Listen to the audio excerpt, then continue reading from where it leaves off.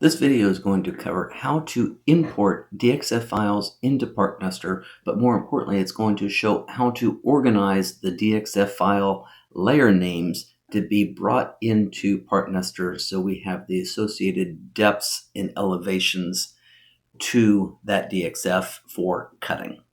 So we're going to take a look at how DXF files could be created. I have two separate CAD programs open. One is Aspire or VCarve Pro, would work the exact same way. The other is Rhinoceros. Within these three files, Rhinoceros are two examples with Aspire being a third. Looking at Aspire, we have our drawing of a base cabinet right side, and it has a few dados. Those dados are on a specific layer named dados. You could name that layer whatever you would like to name it, as long as it is a separate layer name from different types of operations. So we have drilling that is set on a shelf holes layer. Then we have one perimeter cut that is on a outside cut layer. Taking a look at the Rhinoceros file, very similar type of cabinet. It is also a right side, but it is a little bit not as deep. We have the same type of objects here, although we don't have those labeled as dados. We have it on a layer named inside cut. We have an outside cut, which is the perimeter cut. Then we have the 5mm holes that are also on the 5mm hole layer. A couple differences between Aspire and this other version of Rhinoceros file. This current file, along with Aspire, does not have any depth associated with it. So when we select any one of these objects, we could look in our front and different views and see that everything is drawn at the zero plane, versus looking at this other right side in Rhinoceros. When we select any one of those items, we're able to see the different elevation planes that are associated with that drawing. So in Rhinoceros, we've set the layer elevation in this version, but within the version of Aspire and the other version of Rhinoceros, we have not set the depth here. So the depth is going to be brought in, or in fact, it's going to ask us what the depth is supposed to be for each one of these layers.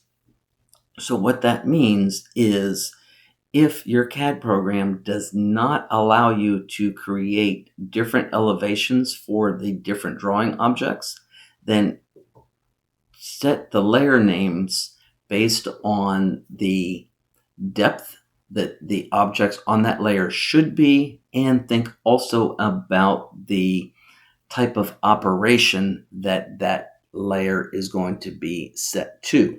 So it might be here for these dados, the better maybe example would be not to have it on a dado layer, but maybe have it labeled as dado 375 or dado 25, or something that is also setting or indicating the depth that those drawing objects should be. So now that we understand a little bit more about these layer names, we're going to go over into PartNester and take a look at how we would import those drawings. So going up to File, then Import DXF, we will import the first one, that is the Rhinoceros file that does have depths associated to it.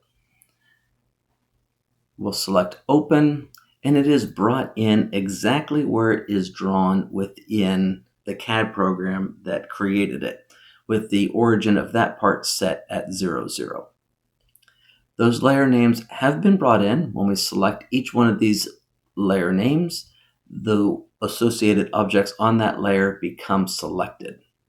Then selecting any one of the drawing objects, we could see over on the right side under depth in the layer name, we're able to see the depth of that drawing or that object as it was drawn in the CAD program that created it. So once we have this brought in, we can nest it, although I am going to get a message here saying that it can't do it because it doesn't quite know what the size is. As it was brought in, it does not know what the perimeter cut is. So when nesting, each individual cabinet part needs to have at least one perimeter cut. So I'm going to go ahead and select this outside. That is what I want to have as the perimeter cut. And I'm going to check this box here that says is perimeter.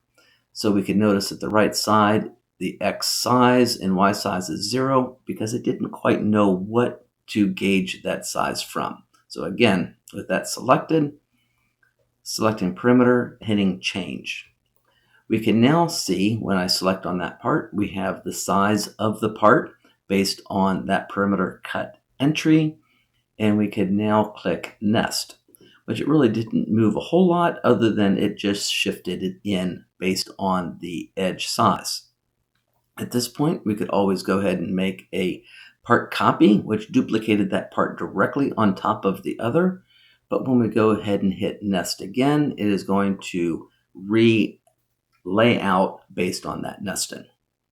So now another method of importing, I'm going to select all of this and just shift and move that off of our sheet.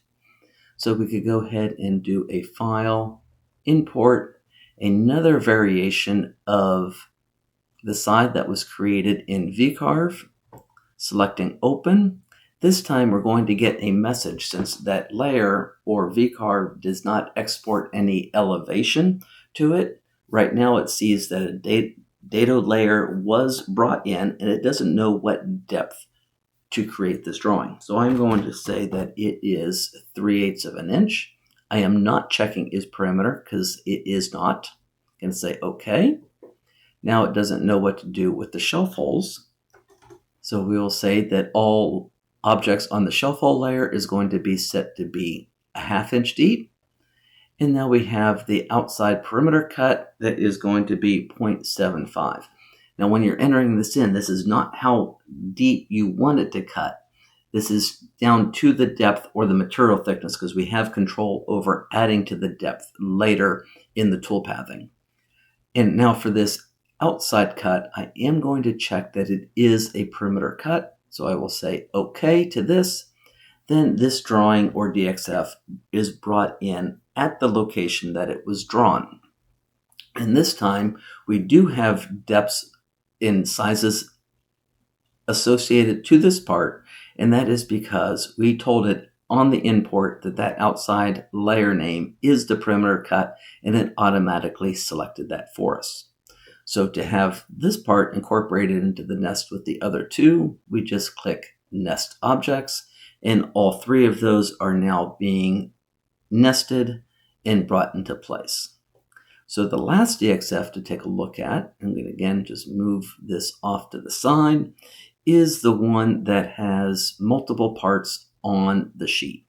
So when we do import one DXF drawing, we get a separation of each drawing is a part within itself. So when I selected any one of these, it brought it in and associated and gave that part the name of the DXF file. So when we go ahead and do a import of a DXF that has multiple parts within the same file, we get one part. So we see if this is where it was drawn, and we have one test 3 side. So I could move that part and again just move it off to the side. We really need to have that exploded because if we go ahead and nest, it's not going to know what to do with any of it because it's just all put together. So we want to basically explode this grouping of parts into separate parts.